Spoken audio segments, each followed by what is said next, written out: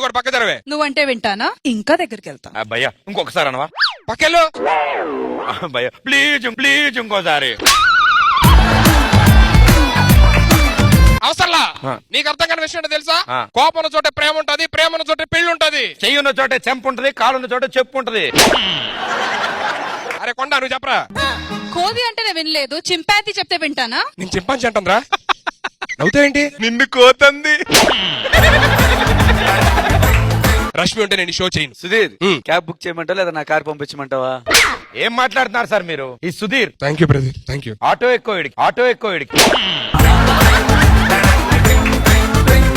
సుధీర్ ఆగు. సుధీర్ లేని షోలో నేను కూడా ఉండను. సుధీర్ లేని షోలో నేను ఉండను, నేను వెళ్ళిపోతా. అసలు నన్ను ఎవడు పట్టించుకోండి ఇక్కడ. ఇదిగో నువ్వు ఎవడు పట్టించుకోవడం, పక్క జరుగు. నాకు అర్థమైంది, ఈ షో నుంచి నేను వెళ్ళిపోవాలి అంతే కదా. ఈ షో నుంచి నన్ను పంపిస్తున్నా. ఎందుకు సుధీర్, ఎందుకు నేను ఉన్నాను నీకోసం, ఎందుకు కంగారు పెడతావు? అరే ప్రధానికి నువ్వు వస్తావు ఎందుకురా? లేడీస్ వాళ్ళు వచ్చి ఓదారుతారు కదా. ఎమోషన్ లో కూడా ఎక్స్పోజింగ్ ఎత్తుక్కుంటావేంట్రా ఎద్దవ్వా ఎద్దవ్వా.